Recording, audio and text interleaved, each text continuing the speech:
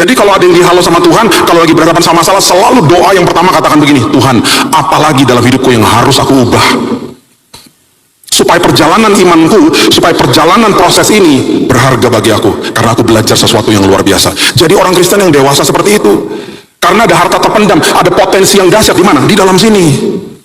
Akhirnya imannya bertumbuh, karakternya makin kokoh, tahan uji dan lain sebagainya, karena lewatin perkara indah. Jadi kalau Tuhan mendahului kita, pastikan kita dulu yang berubah. Baru nanti perkara besar akan Tuhan titipkan dalam hidup kita.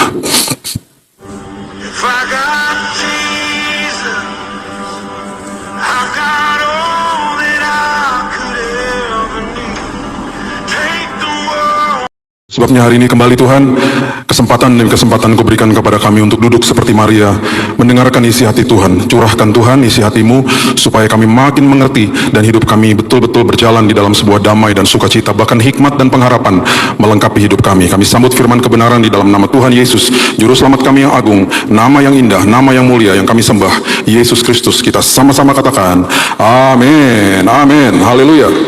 Silakan duduk. Shalom. Haleluya. Sorry, suara saya agak serak. Sudah 1 bulan saya sempat kehilangan suara, jadi habis suaranya. Oke, firman Tuhan hari ini berjudul Tuhan mendahului kita. Saya terkesima melihat prinsip ini di dalam firman Tuhan, dan di dalam pembelajaran saya lihat Tuhan dari sejak awal Tuhan, pemeliharaan Tuhan, karena tadi yang lagu kita nyanyikan, kita adalah milik Tuhan. Tuhan selalu, cara salah satunya menjaga kita adalah Dia selalu mendahului kita. Kalau kita baca Kejadian 1 ayat 1, itu dikatakan pada mulanya, in the beginning. Itu ada bahasa aslinya, kita nggak punya waktu untuk bahas itu dahsyatnya luar biasa. Itu ada, kalau di Hebrew-nya itu ada salibnya sebenarnya, pada mulanya. Jadi pada mulanya itu sebenarnya firman Tuhan sudah mengatakan bahwa kelak nanti ada sosok Yesus yang akan hadir dalam hidup kita. Pada mulanya itu berarti Tuhan menciptakan waktu untuk saudara dan saya. Pada mulanya berarti Tuhan memberikan kita chronological. Dan itu sebabnya kita dibatasi sama waktu. 1 hari 24 jam, 1 tahun 365 hari, dan seterusnya. Tuhan nggak bisa dibatasi sama kronos. Tuhan bergerak di dalam namanya kairosnya Tuhan. Dan itu sebabnya Dia di atas segala-galanya. Bahkan kalau dikatakan Dia mendahului kita, berarti Dia ada di depan kita. Kalau kita bicara Dia di depan kita, itu berarti di hari esok kita Dia ada di sana. Di hari Senin besok Dia ada di sana, sudah menyiapkan yang terindah bagi kita, karena waktu ditembus sama Tuhan. Kemudian dikatakan pada mulanya Ia menciptakan langit dan bumi. Langit berarti ruang diciptakan, kita punya ruang keluarga, pelayanan, pekerjaan, usaha, dan lain sebagainya yang patut dikelola. Kemudian bumi berbicara tentang materi yang patut kita kelola, dan seterusnya ya. Nah, itu pada awalnya seperti itu, dikasih infrastruktur sama Tuhan untuk kita bergerak di dalamnya. Nah, perhatikan Ulangan pasal yang ke-31 ayat yang ke-8. Ulangan 31 ayat ke-8 mengatakan, sebab Tuhan Dia sendiri akan berjalan di depanmu. Dia berjalan di depanmu. Dia sendiri akan menyertai engkau. Dia tidak akan membiarkan engkau dan tidak akan meninggalkan engkau. Janganlah takut dan janganlah patah hati. Jangan takut, because God goes before you. Tuhan mendahului kita. Tuhan sudah ada di depan kita. Ya, Tuhan ada, Tuhan maha hadir, Tuhan ada di dalam kita, Tuhan ada di mana-mana, dan Tuhan ada di depan kita. Berarti Tuhan sudah ada di masa depan kita. Mazmur 105 ayat 17 sampai 19 mengatakan begini. Diutusnyalah itu berarti diutus sama Tuhan, seorang mendahului mereka. Mendahului mereka berarti mendahului keluarganya, bangsa yang nanti cikal bakal menjadi bangsa Israel. Siapa? Yusuf yang dijual menjadi budak.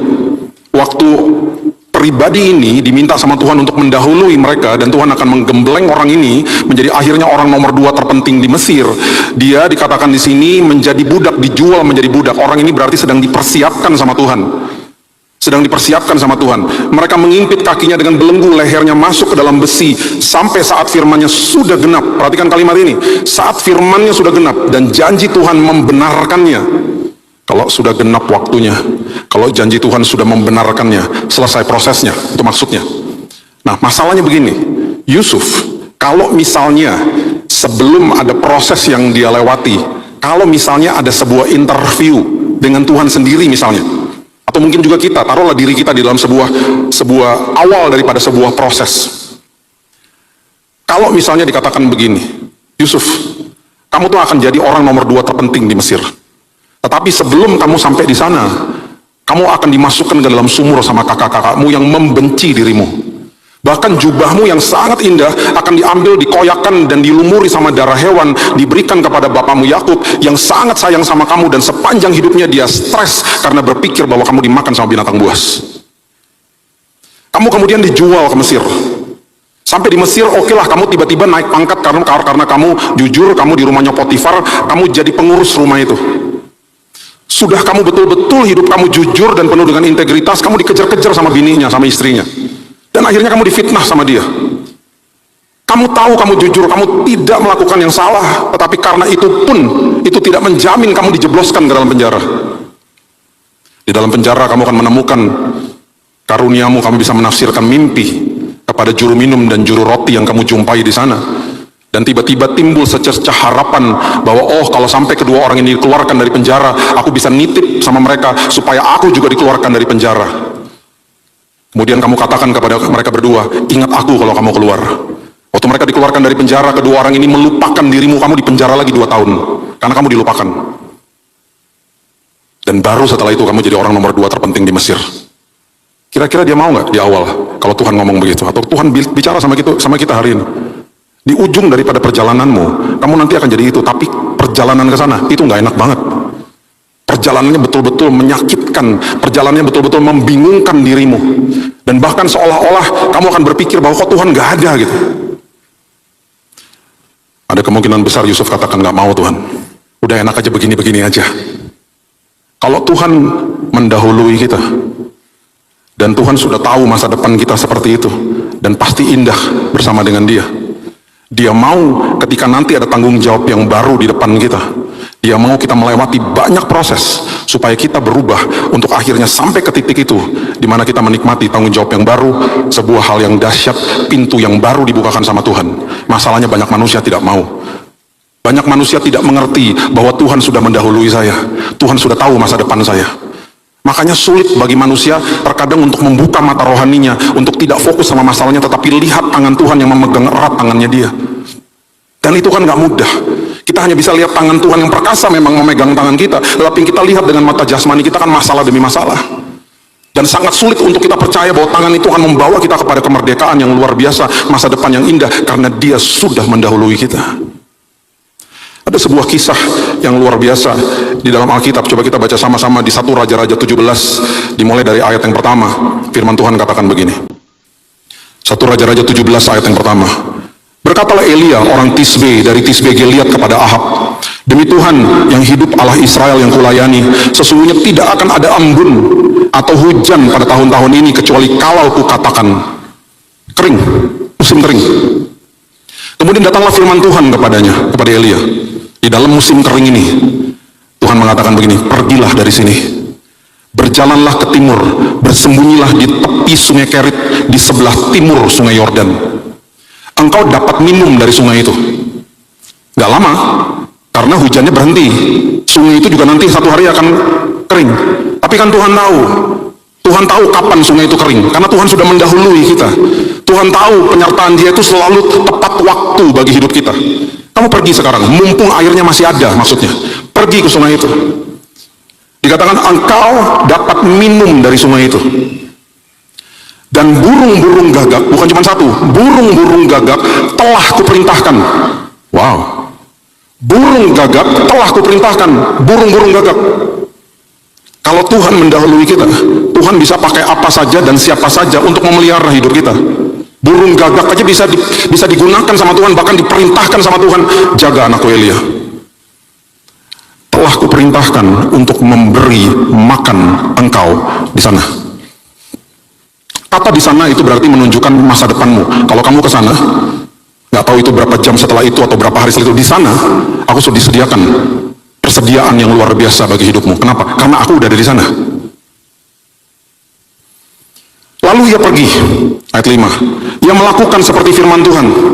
Ini masalahnya, banyak orang nggak mau melakukan. Ayo pergi ke sana, jalan aja, tembus aja, sama saya kok. Pergi ke sana, karena aku sudah mendahului, jangan takut. Ia pergi dan diam di tepi sungai Kerit, di sebelah timur sungai Yordan. Perhatikan ayat 6. Pada waktu pagi dan petang, pagi dan petang, pagi dan petang, burung-burung gagak membawa roti dan daging kepadanya, dan ia minum dari sungai itu. Ketika Tuhan mendahului kita, penyertaannya tidak pernah gagal. Tuhan bisa pakai apa saja dan siapa saja untuk menyertai kita dan mencukupkan kebutuhan kita. Itu Tuhan. Berarti kan ini burung-burung gagak ketika diperintahkan kan dia harus ngambil roti.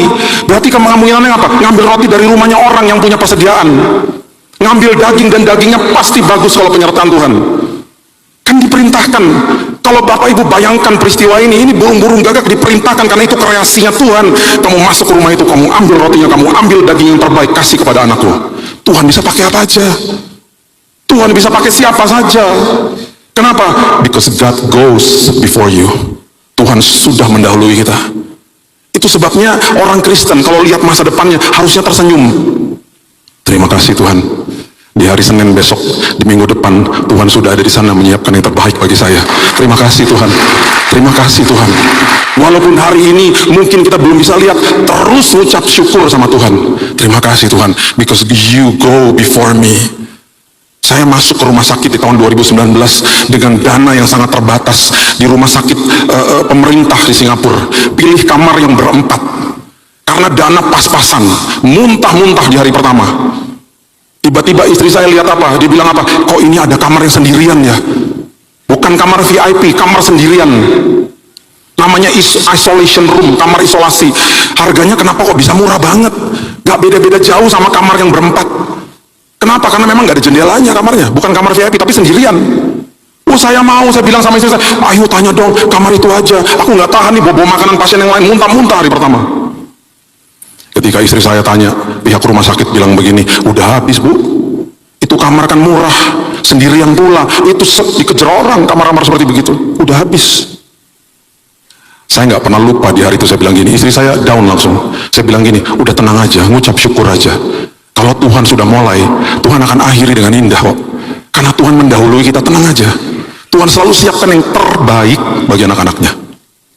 Dalam hitungan 12 jam, malam hari, jam 7 malam suster masuk ke kamar saya. Pak, saya lagi tidur. Pak, dokter sama rumah sakit sudah setuju, Bapak boleh ambil kamar yang sendiri. Wah puji Tuhan, saya bilang gitu. Kamar mana itu? Nomor 3, di lantai ini juga Pak, di lantai 8, nomor 3 di ujung. Kamar apa itu namanya? Dia bilang gini, kamar isolasi yang tadi. Bukan Pak, itu suite room. Apa itu suite room? Itu kalau di hotel Pak, presidential suite. VIP, VVIP, suite room. Saya bilang gak mau. Gimana bayarnya? Suster nggak ngerti, saya cuma minta kamar isolasi kok dikasih suite room. Shh, bukan saya nggak ngerti, Bapak diam dulu, saya belum selesai katanya. Bapak dikasih kamar suite room itu, kamar yang paling bagus dan paling mahal. Tapi Bapak nanti bayarnya, bayar kamar isolasi yang itu. Loh ya itu mau saya. Mau kalau dealnya kayak begitu. Saya bilang gitu, oh ya hebat juga ya. Iya Pak, terus saya tanya kenapa? Karena dokter kasihan sama Bapak. Kenapa dokter kasihan sama saya? Karena Tuhan sudah mendahului saya. Saya telepon istri saya jam 7 malam itu, karena saya cari istri saya mana. Suster bilang, tadi dia izin, kalau Bapak sampai bangun dia lagi ke bawah beli makanan. Saya telepon istri saya, nggak diangkat-angkat teleponnya. Saya berpikir gini, ini rumah sakit, udah kasih kamar bagus, kalau nggak segera diambil, kalau rumah sakit ganti pikiran kan repot. Saya bergegas ngepak. Saya waktu masuk rumah sakit udah di kursi roda, karena kanker darah, udah nggak ada darah, nggak bisa jalan sedikit megap-megap, karena darah merahnya kan nggak ada, penghantar oksigennya kan nggak ada. Saya pak semua barang-barang saya, dan saya paksa jalan, saya jalannya udah begini-begini. Saya mikir gini, cuma di satu lantai kok, di ujung jalan aja sendiri. Suster panik langsung, kursi roda, saya bilang minggir, kamar nomor 3 mana? Waktu saya buka kamar nomor 3, tulisannya suite room, sampai saya fotoin berkali-kali, kok bisa ya Tuhan dikasih kamar ini? Waktu saya buka kamarnya, ada pintu sebelah kiri, saya buka itu toiletnya karpet semuanya. Sampai saya bilang dalam hati, Tuhan tidur di sini juga nggak apa-apa Tuhan. Ini toilet kok bagus begini. Rupanya Tuhan sudah kasih kamar itu, dan ada ruang tamunya, dan lain sebagainya. Karena Tuhan tahu, saya mau melewati sebuah proses yang gak enak. Tuhan kasih yang terindah, karena Tuhan pelihara anak-anaknya. Itu Tuhan. Istri saya pas datang ke atas, kaget, loh kok udah bersih semuanya, udah digantung-gantung. Pakai saya bilang, iya, biar kalau sampai rumah sakit ganti pikiran, mereka nggak tega. Kita udah settle di sini, udah taruh semuanya. Dan yang mengagumkan, suster bilang gini sama saya, Bapak tahu nggak Pak, kamar ini dipakai sama siapa? Kalau ada Perdana Menteri, Raja-Raja dari Timur Tengah berobat di sini, pakainya kamar sini, Pak. Saya bilang gini, kenapa saya dikasih kamar itu? Karena Billy Lantang adalah anak raja. Bapak Ibu, anak raja. Kalau Tuhan sudah mendahului kita, Tuhan siapkan yang terbaik. Kenapa kamar isolasinya penuh? Karena Tuhan mau kasih yang the best. Itu Tuhan. Saya itu keluar loh, setelah saya disembuhkan Tuhan ya, setelah 1 bulan, dokter bilang gini, gak apa-apa sekarang istirahat 2 minggu, balik lagi ke sini.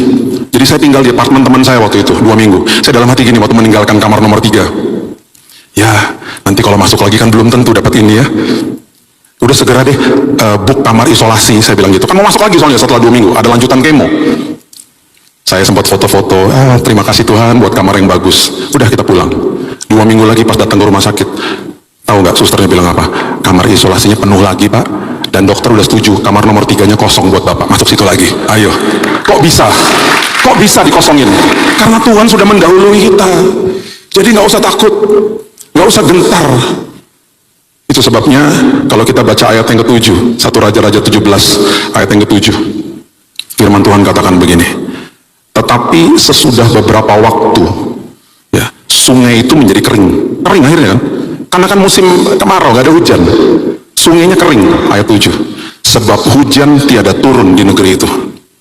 Perhatikan ayat yang ke-8, 1 Raja-Raja 17. Maka datanglah firman Tuhan kepada Elia. Firman Tuhan bilang apa? Bersiaplah, pergi ke Sarfat yang termasuk wilayah Sidon, dan diamlah di sana. Ketahuilah, perhatikan kalimat ini, aku telah memerintahkan. Kalau tadi burung-burung gagak diperintahkan, sekarang Tuhan bilang gini, aku telah memerintahkan seorang janda untuk memberi kamu makan. Bukan janda kaya, janda miskin diperintahkan sama Tuhan untuk pelihara Elia. Kenapa? Karena Tuhan juga mau melakukan sesuatu indah dalam kehidupan janda ini, janda di Sarfat ini.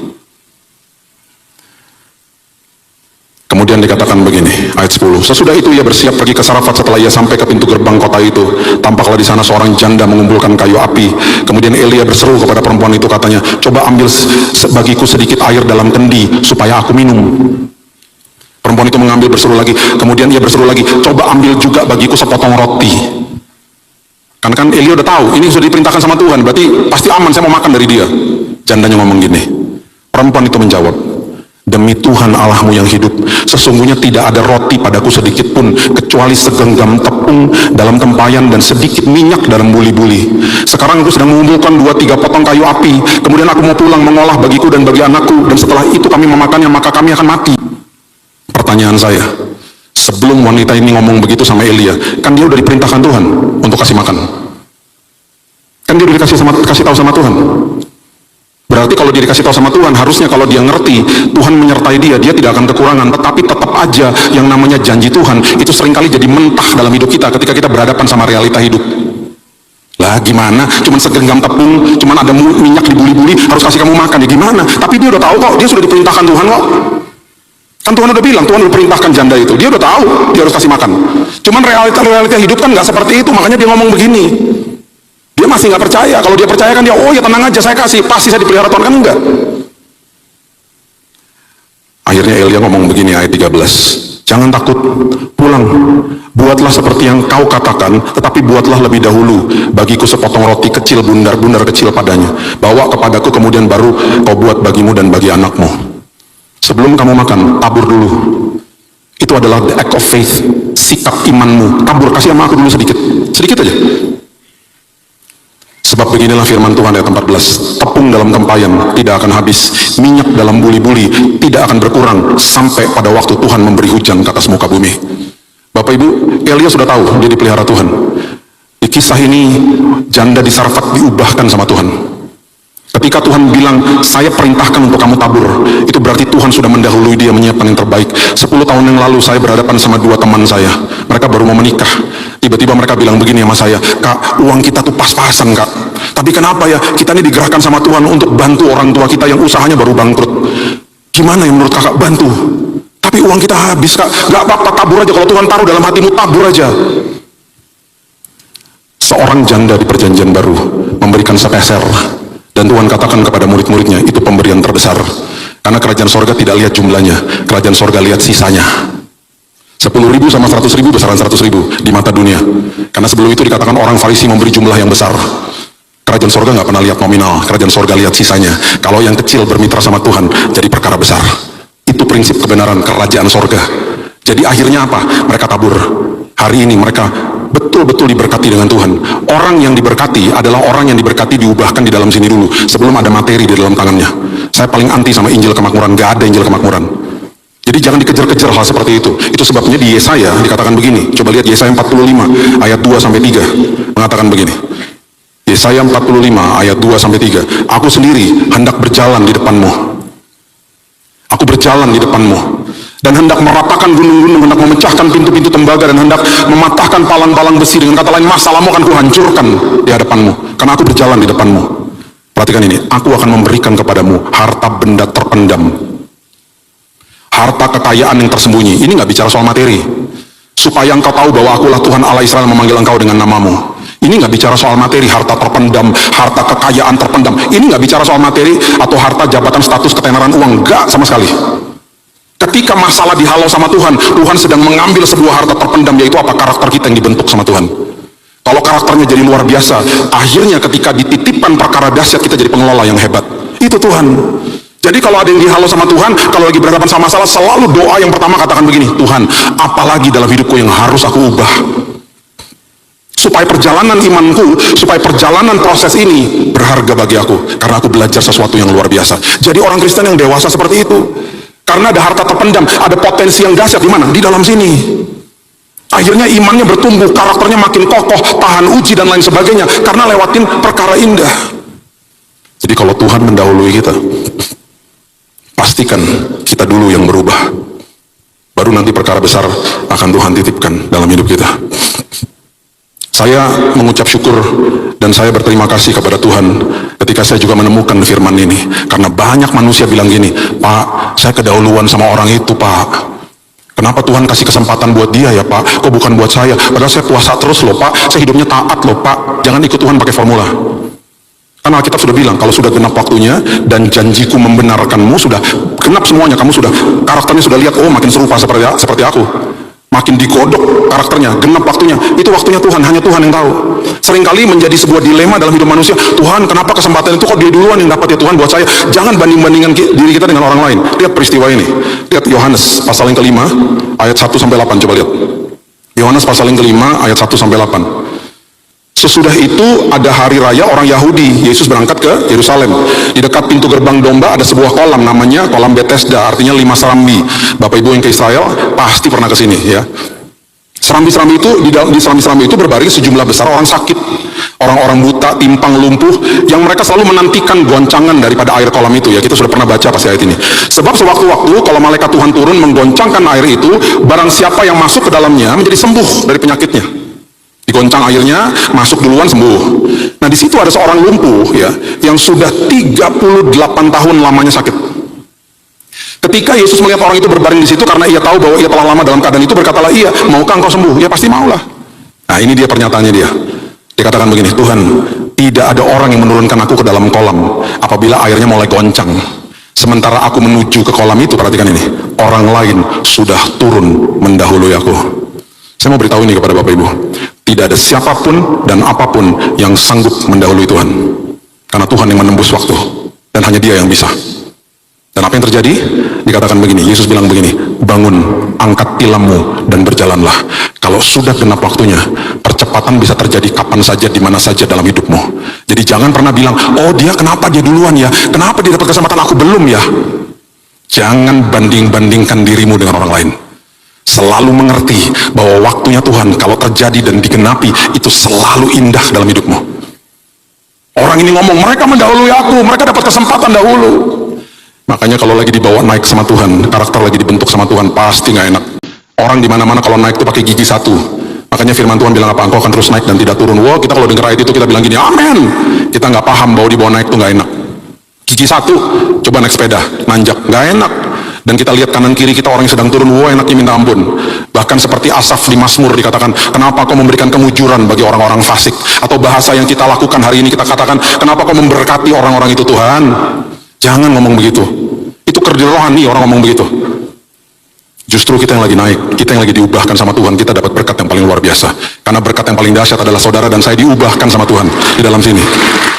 Karena kalau dia sudah mendahului kita, itu berarti dia sudah menyiapkan perkara besar, tanggung jawab baru, tanggung jawab yang luar biasa. Selama proses sampai ke sana, dia mau kita makin bertumbuh di dalam kedewasaan rohani, supaya ketika nanti kita raih yang namanya tanggung jawab yang baru, kita jadi orang-orang yang dewasa. Tugas kita sebagai anak Tuhan, tugas kita. Firman Tuhan katakan begini, Mazmur 119 ayat 148, saya suka dengan ayat ini. Mazmur 119 ayat 148, aku bangun mendahului waktu jaga malam untuk merenungkan janjimu.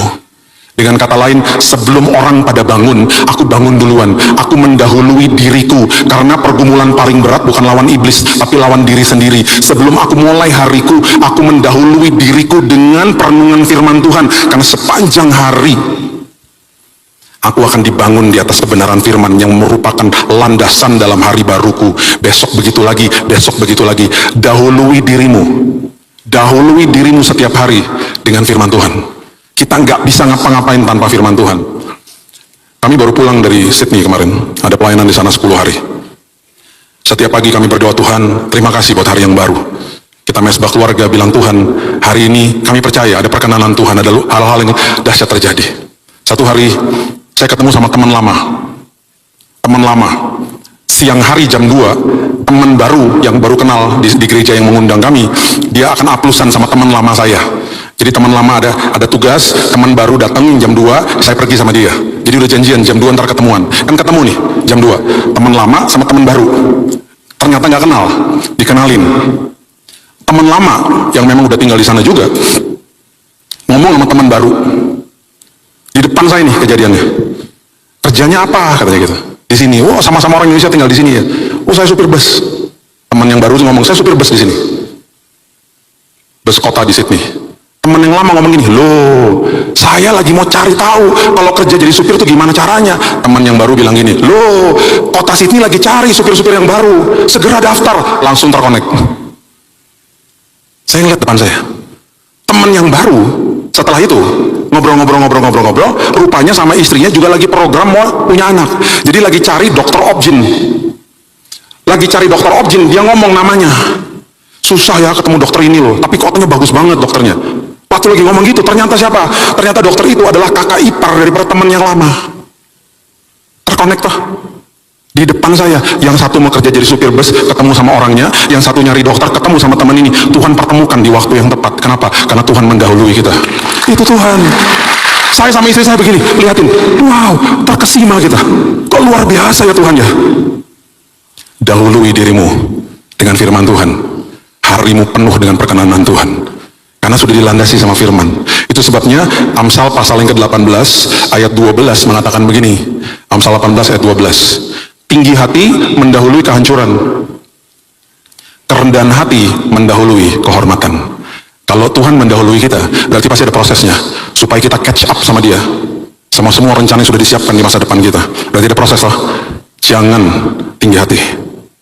Bilang, Tuhan berikan kerendahan hati. Supaya ketika aku masuk ke dalam proses ini, aku mau diubah sama Tuhan. Karena kerendahan hati selalu mendahului kehormatan. Gak pernah kehormatan mendahului kerendahan hati, gak pernah. Makanya ya, kalau orang merasa kehormatannya terusik di jalan raya misalnya, terjadi perkelahian di jalan raya, sampai terjadi pukul-pukulan, ada yang mati loh berapa tahun yang lalu di Jakarta. Konyol kan? Karena apa? Merasa, kehormatan saya terusik. Akhirnya apa? Gak dihormati. Masuk penjara. Kerendahan hati selalu mendahului kehormatan. Kalau kita ngalah, kalau kita paham sama kebenaran ini, kalau Tuhan sudah mendahului saya, berarti apa? Saya harus mendahului untuk mengasihi orang yang ada di sekitar saya. Karena Yohanes 13 ayat 34 bicara begini, aku memberikan perintah baru kepada kamu, yaitu supaya kamu saling mengasihi, sama seperti aku telah mengasihi kamu. Telah mengasihi kamu, aku terlebih dahulu mendahuluimu, aku telah mengasihimu. Kamu belum lahir loh.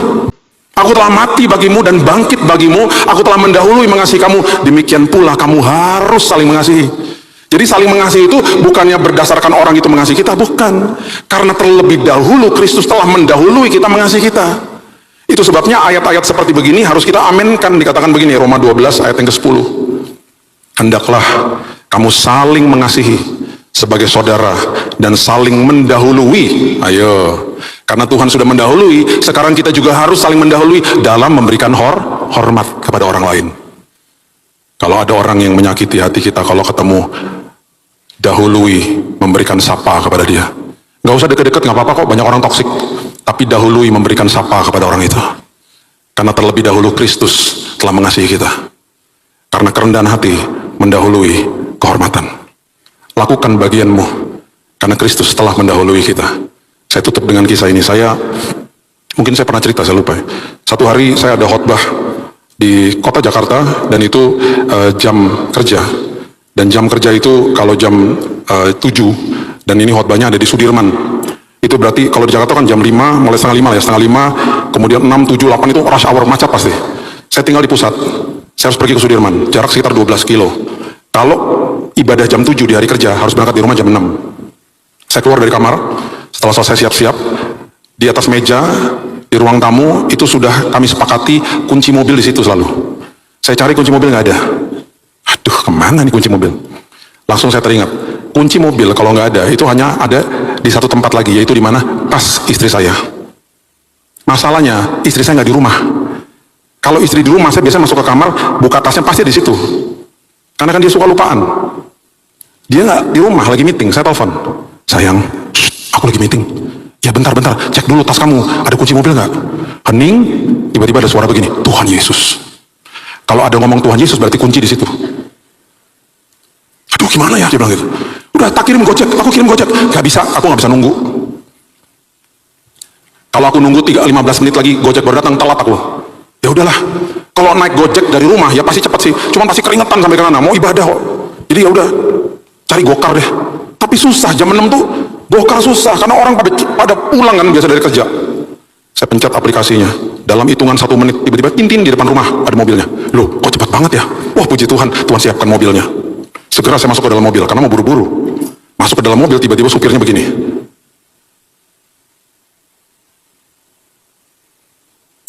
Ini Pak Billy ya? Iya mas. Saya baru nonton khotbahnya nih Pak. Di WhatsApp, dikirimin nama keluarga saya. Oh iya Pak, iya itu saya Pak. Ini Bapak kan? Iya. Terus dia tiba-tiba nangis. Puji Tuhan Pak, saya lagi banyak masalah Pak. Bolehkah saya dikonseling Pak? Loh, konseling? Iya mas, jalan mas, jalan. Udah telat nih mas, jalan sampai jalan. Sambil jalan konseling nggak apa-apa ya Pak? Ya nggak apa-apa, jalan aja. Jadi sepanjang perjalanan dia konseling sambil nangis. Ceritain masalah keluarganya, ceritain masalah istrinya, ceritain masalah mertuanya. Wah, nangis. Sampai di tempat tujuan, 10 menit sebelum ibadah, masih ada waktu toh? Saya bilang gini, mas, masuk ke basementnya gedung aja. Nanti parkir saya bayarin. Kenapa? Saya doakan ya mas di bawah situ. Oh iya Pak, terima kasih loh Pak. Kita masuk ke dalam, kita berdoa. Selesai dari situ, Tuhan bilang gini, kalau sampai ada pintu ditutup, Bil, ucap syukur. Karena saya kesel awalnya. Kenapa kunci mobil ada? Kalau pintu ditutup. Karena aku sudah mendahuluimu. Aku yang pertemukan kamu sama dia. Dia butuh kamu, kamu juga butuh diubahkan. Saya tanya sama orang itu, mas, kok bisa 1 menit ada di depan rumah saya? Loh Pak, saya barusan dropin ibu di sebelah rumah Bapak. Sebelah rumah saya itu rumah mama saya. Baru saya dropin ibu, tiba-tiba ting di aplikasi. Oh sebelah rumahnya, oh enak banget Pak, langsung dapat penumpang lagi. Oh ternyata Bapak toh. Saya bilang sama istri saya habis itu, kesaksian ini luar biasa loh tadi, Tuhan pertemukan, kita bisa berdoa. Istri saya keenakan, makanya jangan marah-marah kalau kunci di dalam tas. Ya, tapi gak gitu juga, jangan dibawa-bawa terus dalam tas. Kalau ada pintu ditutup, kalau ada delay, tenang aja. Tuhan sudah mendahului kita, karena dia tahu yang terbaik bagi kita. Amin. Yes, berikan tepuk tangan untuk Tuhan kita. Haleluya. Bapak yang baik, terima kasih Bapak meteraikan firman-Mu. Tuhan ada di depan kami, Tuhan mendahului kami, dan Tuhan sudah menyiapkan yang terbaik bagi kami. Itu sebabnya hari ini Tuhan ajari kami fokus sama tangan Tuhan yang memegang tangan kami, karena pasti perjalanan iman kami pasti beruntung, pasti nyaman, pasti aman, karena jalan sama Tuhan. Kalau Tuhan sudah di depan kami, berarti perkara indah menanti bagi kami. Kami percaya Tuhan, pertolongan, kesembuhan sedang on the way dalam hidup kami. Ajari kami supaya di dalam proses kehidupan ini kami rendah hati, kami saling mengampuni, kami tidak banding-bandingkan diri dengan orang lain, karena tidak ada siapapun dan apapun yang sanggup mendahului Tuhan. Waktu Tuhan selalu indah bagi kami.